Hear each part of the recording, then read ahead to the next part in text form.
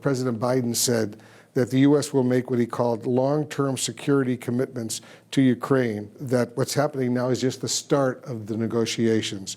What specifically can you tell us as the Defense Secretary about these commitments, these security commitments to Ukraine?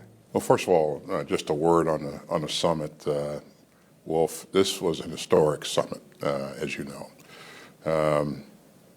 We expanded NATO. At the beginning, Putin thought that he could fracture NATO and divide us. NATO's actually gotten bigger. It was a real pleasure to welcome Finland to the table. And as you know, we announced Sweden coming on board as well. We got support for our regional plans. And these are the most, the biggest change in terms of our plans since the Cold War. And the most important thing is that countries have committed to providing the resources to support those plans, which requires that they invest more in their defense. And so we saw broad support for countries investing 2% of their GDP in defense spending. And that's really, really important. So this was historic and a lot of great things accomplished. In terms of what the President's committed to helping Ukraine with, as you know, we work very, very hard to make sure Ukraine has what it needs to be successful. You know that every month we pull together what we call Ukraine Defense Contact Group, 50 countries from around the world that get together every month to focus on Ukraine's needs. But what we have to do going forward is to make sure that they have the capability to defend themselves for the long term and also to deter aggression. So that means investing in the force to be able to do that. Land forces, air forces, and naval forces. And so that work is ongoing. As you know, President Zelensky, he softened his tone a bit, but he says it's unprecedented and absurd. Those are his words, unprecedented and absurd, that NATO isn't providing a specific time frame for Ukraine to join the NATO alliance after the war. What message does that send to Vladimir Putin? Wolf, I think we have to remember that President Zelensky's in a fight. He's been in a fight for well over a year. As he entered the picture here at the summit, it was fascinating to sit in the room and watch as 31 countries assured him one after another that he was going to be a member of NATO and that they're going to support him for as long as it takes. And sitting in the room and observing that was really special. And I have to believe that that has an effect on President Zelensky. Plus, at the end of this, we saw the commitment by the G7, which I think sends a powerful signal to President Putin that countries are going to support Ukraine for as long as it takes. And this is not we won't be finished next week or next month. They will be there for as long as it takes. From a military standpoint, Mr. Secretary, how close is Ukraine to meeting NATO standards? Well, there are a number of things that will have to be done. As you know, a big part of their inventory is legacy equipment, and so in terms of training and equipping, there's work to be done. But we're doing that work as we're helping them as they fight this war, and so things have been done up to this point. There's more that will need to be done to ensure that they have a full complement of capability. So you have no doubt that after the war, Ukraine will become a member of NATO? I have no doubt that will happen. And we heard just about heard all of the countries in the room say as much. And I think that was reassuring to President Zelensky. But there are other things that have to happen as well, judicial reform, things that make sure that the democracy is in good shape. And so those things will take place over time. How much time do you think it will take after the war? Let's assume the war ends. God willing, it will end someday. How much time will it take for NATO to welcome Ukraine as a full member? I won't speculate on that, Wolf. I will just say that all of the countries that I've witnessed are interested in moving as quickly as possible. So you think all 31 members of NATO right now want Ukraine in? I think it'll be 32 by that time, but With Sweden. right.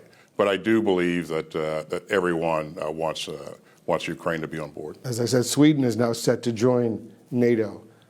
How is, from your analysis, and you've got good analysts, how is Putin reacting to this expansion of NATO? Well, I'm sure Putin's very concerned. This is probably something that he didn't expect to happen, although President Biden warned him of this at the very beginning. But you know, he's brought NATO closer to his doorstep. And so, you know, if you were him, you'd certainly be concerned about what you're seeing. But countries like Sweden and Finland bring a lot to the alliance, and we're happy to have them on board. You know, I was just in Sweden a couple of weeks ago. I got a chance to spend time with the Minister of Defense and visit some of their troops, look at their capabilities. They will bring value to the alliance right away. And it's a strong democracy, Wolf, and that's really the most important point. Republican Senator Tommy Tuberville is blocking military promotions right now, confirmations, in the Senate, because he wants to protest the Pentagon's policy of ensuring abortion access for women who serve in the U.S. Military. Is Senator Tuberville now actively undermining U.S. national security? No, thanks, Wolf. This is a national security issue. You know, we just talked about, when we sat down a couple of minutes ago, what a complex environment this is, you know, around the world, quite frankly. We see the tough things that we're dealing with here in Europe as we continue to provide support to Ukraine in its efforts to defend its sovereign territory. We're working hard to make sure we keep the right balance in the Indo-Pacific and strengthen our alliances. We need leaders to be able to do that. This is a national security issue. It's a readiness issue, and we shouldn't kid ourselves. And I think any member of the Senate Armed Services Committee knows that. Senator Tuberville said he's only spoken to you about this once. That was back in February. Why not have a conversation with him and get this resolved?